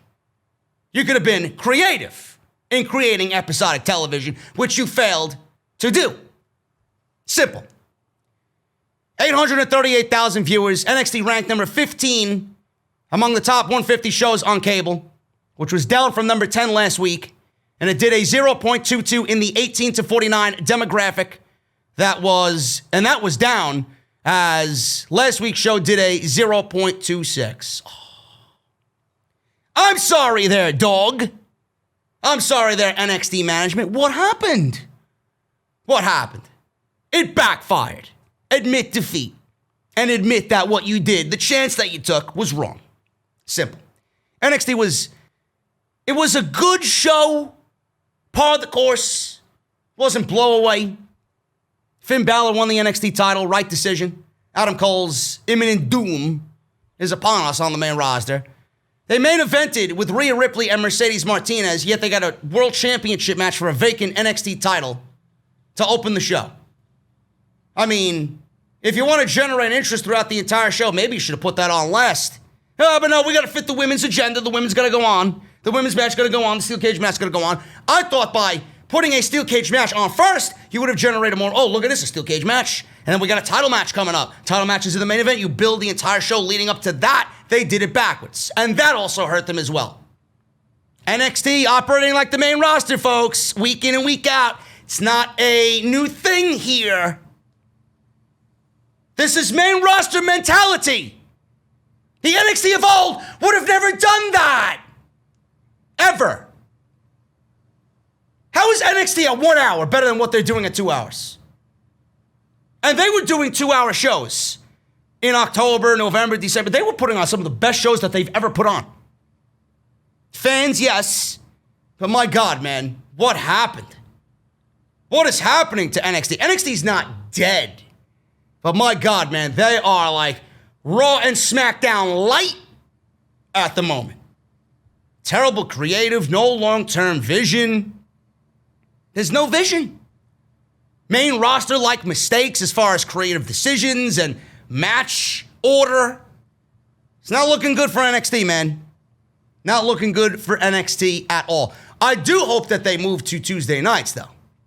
That'll be the true growth of NXT. You are not going up against AEW on Wednesday night. You're not. You're not. And after the rating that AEW got this week, I think it's pretty much confirmed that NXT is going to be as petty as fuck and stay on Wednesday night. And it has nothing to do with them. Oh, they originally had Wednesday nights. They're better on Tuesday. It's better for everybody. It's better for me. It's better for you. It's better for them. No, but they're going to stay on Wednesday nights because they don't want AEW to creep closer and closer to the fucking failing ratings on Monday Night Raw. Yet they all know what they need to do to fix Monday Night Raw, and they don't do it. They don't do it. NXT announced a UK Heritage Cup. Another thing I won't be watching. The NXT UK brand has announced a Heritage Cup champion, and this will be crowned in an 8-man tournament. The top superstars in NXT UK will battle to write a new chapter in the brand's history, but only one will be crowned the first ever holder of the NXT UK Heritage Cup. In the coming weeks, 8 superstars will compete in a tournament contested under British rounds rules. Flash Morgan Webster, Noam Dar, Alexander Wolf, A-Kid, The Bomber, Dave Mastiff, Trent Seven, and Joseph Connors will all compete with one final wildcard entrant yet to be determined. Now, if you don't know what British rounds rules are, I didn't know either. They are as follows. All matches consist of 6 3-minute rounds. All matches are 2 out of 3 falls. Falls can be won by pinfall, submission, or countout. Once a fall occurs, the round ends. The match ends once a wrestler has won 2 falls. In the event of a disqualification or knockout, the match instantly ends without the need for 2 falls. If all 6 rounds are completed, whomever is ahead on falls wins the match. There will be a 20-second break between each round. Following the tournament, the NXT UK Heritage Cup will be defended as a championship under the same rules. It sounds lame. It sounds like that title that Impact, what was that? The Grand Championship that they had? Was that what it's called? It's the same deal as that. I don't have any interest in 6 3-minute rounds. I don't have any interest in fucking anything adding another championship. It's not the type of championship I expected them to add, and I have no desire to watch 3 6-minute rounds of British strong style. I want British strong style incorporated into pro wrestling. That's what I want. If you wanted to do an 8-man or a 16-man tournament for a Heritage Cup, I'll be all over that. But this, I mean, it sounds just like a pain in the ass to book. It may give them some options for creativity, but I feel like with those rules, the options for creativity will run dry very quickly. That's just me. You guys might enjoy it. You might enjoy that type of deal, but that's not for me, man. But I wanted to put it in there with the NXT news. And finally, AEW tops 1 million viewers for their all-out post-show. Now, why is that? Why did AEW do 1 million viewers? That was because they were by themselves on Wednesday night. Now, they did come out of a very talked-about pay-per-view. For better or for worse, it was still talked about. All Out was a big show. Had some great matches. Had some really shitty matches. Matt Hardy almost killed himself live on pay-per-view. Now, if everybody talking about, the reason why it's 1 million for AEW is because everybody wanted to know what Matt Hardy said. Bullshit. Matt Hardy was on in the first half an hour. Matt Hardy did not end the show with a closed statement. He didn't really say anything about anything. I went to the hospital. I apologize. I love my family. I apologize to my fans. I'm going to come back and do what I love to do, and that's wrestle, win matches, and I'm going to chase the AEW championship. Simple. He came on in the first half an hour, so for everybody claiming, it was all about Matt Hardy and what Matt Hardy said, he came on at 8:30. So clearly the people watching the show were invested in whatever was on the show, that they stayed around for all 2 hours to generate a 1.016 million live viewership. So don't use the Matt Hardy situation. Miro made his debut as well.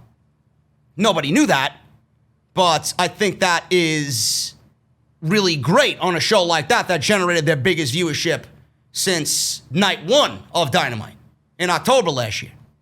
And I think that's great to see guys like that. Familiarity is great for the casuals. Miro, Brody Lee.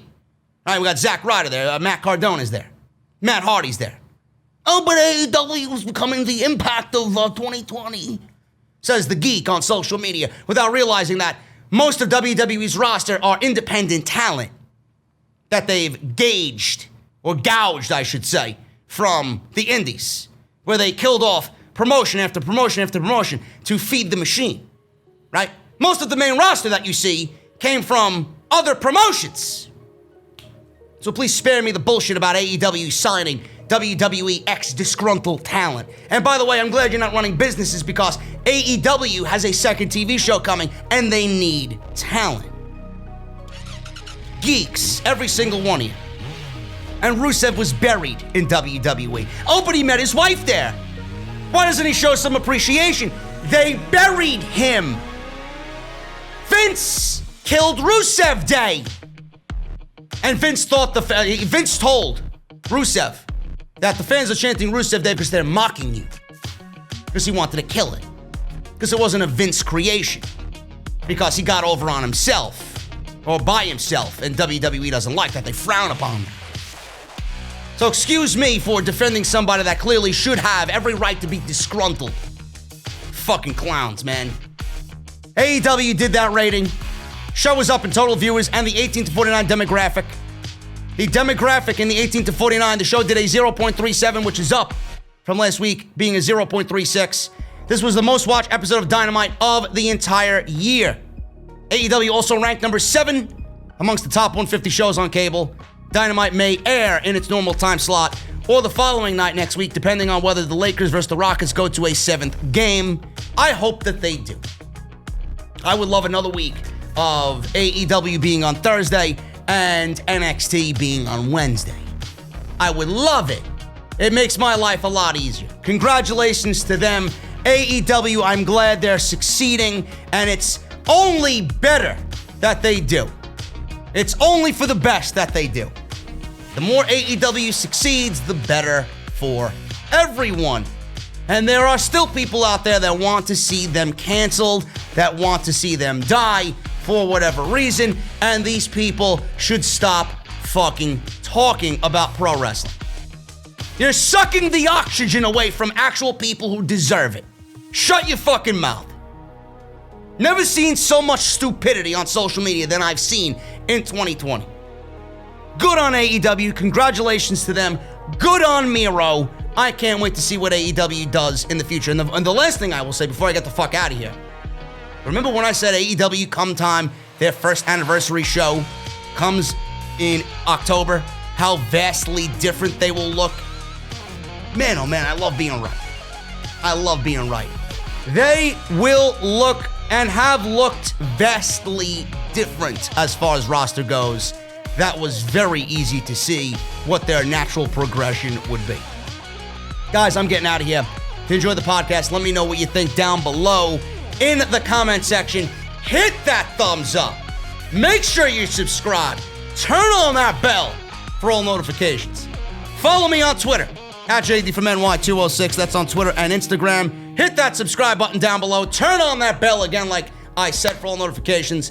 Make sure you guys check out Patreon. Patreon.com/JD from NY206. That is on Patreon. Never an obligation. Never ask you guys to do it. It's always there if you want to show some extra appreciation. If you guys want to check out all the other videos that you might have missed on the channel, links are down below. audibletrial.com/offthescript. mouthmasker.com/OTS for your masks. And bonfire.com for your t-shirts, man. I'm getting out of here. Hopefully you guys have a great weekend. This has been Off the Script. I will not be back with anything tomorrow, and I'll be back on Monday with a brand new week of content right here on the channel. Until then, guys, again, hit that thumbs up, and I will see you back here on Monday for Monday Night Raw. See you guys later.